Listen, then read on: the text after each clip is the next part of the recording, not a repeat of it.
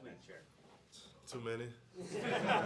That's not true. Does it ever get old? Does this week, does this game prep, does the anticipation for this game ever get old? No, of course not. Armando, Hubert was talking, he, I think, mentioned last week to us and on his radio show about you with defense, and that you would kind of explain that you thought you were having more fun playing defense than you had. What feels different about the way maybe you are looking at defense and the way this unit defends? Well, it's tough to talk about defense after the last game, just being what happened. But overall for the season, I think us as a team have been doing a great job of trusting each other. And for me, I think I've been doing a good job of really just trying to be an anchor, defending the rim, being good at pick and roll coverage. And it's been a lot of fun. I see the stuff about us being like a top 3, top 5 defense. We want to get to number 1. Armando, you've been here for a really interesting kind of period in this rivalry. I mean, you guys have been up, they've been up. Last year you guys played, you weren't, neither one was ranked. Now that you're both in the top 10. Have you had time, or could you reflect a little on where you kind of fit into this history of this rivalry, and what does that mean to you? I definitely think I've kind of edged myself in the history of this rivalry just throughout the years, everything that has happened. But this is an atypical year for me. I think for Duke and UNC in the last few years, because none of us have been ranked this high going into the rivalry, like on both sides. So it's going to be a lot of fun. Armando, what's some of your favorite memories playing against Duke, just as a player, and then also just the rivalry itself? What are some standout moments? My junior year, that was a lot of fun. My sophomore year, that was a lot of fun. Freshman year was not fun. Senior year was not fun. What do you remember about, like, your first time going into this particular stage? And I ask that because your point guard has never experienced this before. Elliot is new to it. So how do you help him with that? But what do you remember about the emotions and maybe the pressure and what that was like? Did we play at Duke my freshman year first time or here? Yeah, it was here. Oh, that was terrible. The first time I can remember being on the bench. It was like 2-3 minutes left, and me being immature, me and CK, like, man, it's gonna be a fun time. Like, we ready to beat them. We're gonna storm Franklin. And they came back and won. That was terrible. That was an awful experience. Then we went over there, and I can remember Cassius Stanley getting that breakaway dunk, and just how crazy it was. Like, the crowd erupted, and that was terrible too. But I think for Elliot, it's really tough to tell a freshman what to expect going into this game. It's definitely great that we're playing them at home for the first game, for sure. Do you prefer winning here or there?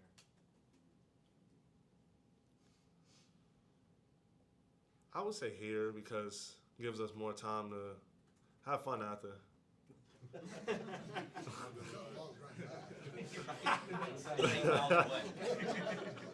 I don't know if it was a pregame moment or an in-game moment, but what was, in whatever year it was, what was kind of a moment for you that was kind of like, okay, I'm here, this is UNC Duke, this is what it's like. What was kind of your first moment where you realized like we were there? My junior year. My sophomore year was COVID, so it was tough to do a lot of things, and we couldn't really experience it. But winning my junior year was a lot of fun, and we got to storm Franklin and be outside and really experience all the other stuff that comes with it. You and RJ and Jeremy Roach are all Virginia guys, and you've all been here a long time. Do you guys have any kind of relationship away from the court, and how does that dynamic work? And I guess what kind of respect do you have for each other because of the fact that you've been linked so closely? I've been on the same team with Jeremy since he was in the 6th grade, I was in the 7th grade. We played AAU all the way up, and Jeremy's a great player, and I love playing against him. And he always has a great game against us, so I need him to play bad. But me, RJ, and Jeremy, we all got the same manager, so we do a lot of things together. We talk a lot all the time, but we haven't really talked this month. Well, the month just started, but since January, this year. We haven't talked this year. Well, I haven't heard from Jeremy this year. We all know what's at stake coming up, and we definitely want to take it to him. Hubert was talking last week about a lot of the things you're doing at a very high level that is away from the stat sheets, that really show up there. What are some of those things that you have made a concerted effort to do at that level that also might enhance your prospects to make it the next level? Yeah, this year, RJ, he's been scoring the ball great. I think he's been the best player in the country, and it's helped my game a lot too, just being able to be a vessel for him and set great screens for him and do like the little things that don't show up in the stat sheets, creating space, making great reads. And I think for me at the next level, I'll probably never really get plays called for me. So being able to work on those things now has been great for me, and I'm just so excited for RJ's success because when you look from his freshman year to now, he's always kind of taken a backseat to me and Caleb, and he's waited his turn. And just for him to springboard like this, I mean, he deserves it, and I wouldn't want it for no other player. How much of a mental adjustment was that for you, and how long did that process take to kind of let RJ be the score force guy and you kind of be comfortable doing those secondary things? I knew going into this year that's what would really happen just because RJ he was the only guard in our backcourt that was a scoring guard, and I think last year was tough with just him and Caleb. And you look at Caleb at Arizona, he's been doing an amazing job, and he's a top 2-3 guard in the country. So I knew a lot of sets and kind of how Coach Davis has been wanting to play for all these years. I knew this year that's kind of would come out because obviously we had a lot of guys that Coach Davis didn't recruit and things like that the last few years. This is the first year where Coach Davis truly had the full team that he's wanted, and I mean, you see how the offense has been and how the defense has been. It's been working.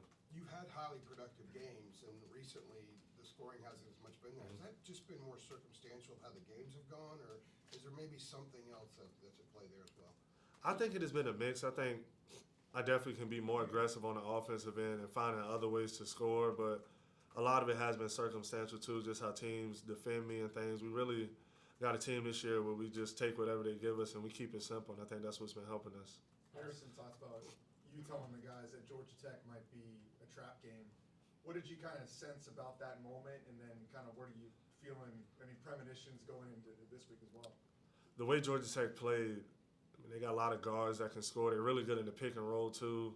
I mean, their point guard, freshman point guard, he's similar to Elliott to where he knows how to be patient and make great reads. And he did it all night, and they hit shots, and going and playing in Georgia is tough. And the crowd were in it, Sturdivant. He played amazing. So it was tough, and I mean, they lost their best player and still beat us. So it was definitely a trap game. I think we didn't come in there with that killer instinct. We were up 11 early, and I think we thought it would be smooth sailing, and they kept playing. But it was great for us too because it allowed us to have some sort of like feeling of how we need to play and what we need to do, and let us know like we're human. Armando, Last year they had Derek Lively, obviously, and doing great in the NBA now. How does Duke look differently with Kyle Filipowski at center? What are the advantages and disadvantages of that matchup for you? It's definitely a different team. I thought Derek Lively guarded me better than any player I played really in college because he has such a high motor and obviously was so athletic, and I mean he was stronger than what I thought too. And, I mean, I thought last year he was their best player. Another guy that didn't show up on the stat sheet really. You look at his stats and you might didn't think he was doing as good, but I mean you see now in the NBA too, just the way he affected the rim defensively. It was going over there. He probably had like 20 block shots. It was crazy. It was crazy. But this year, I think Duke is a different team. I think the way they score the ball is great. They got a lot of great guards, a lot of young guards. McCain and Foster playing at a high level, and I see Proctor. He's back to playing great. Filipowski, he's been one of the best bigs in the country. I think the game will really be won between me and him, whoever gets in foul trouble first, really. Armando, going back to what it was either Brendan or Beard were asking you about the ups and downs in this rivalry. Like when you think about Duke, like where does your mind go? Does it go to like beating Coach K in the farewell, the Final Four game, or does it go to the bad stuff, like the things that didn't work out? Do you think good or bad when you think? It's like a mix, but playing Duke every time is always different because Duke always has a different team, and you never know which way to go, really. Duke could be playing bad and come and play us and play amazing, or vice versa. So you really don't know what you're going to get until you get out there. Armando, you said obviously, I guess when you first got here, that the feeling of playing Duke obviously never gets old. I guess for you personally, what kind of keeps it fresh? I mean, I know obviously it's the rivalry, but what kind of keeps it fresh?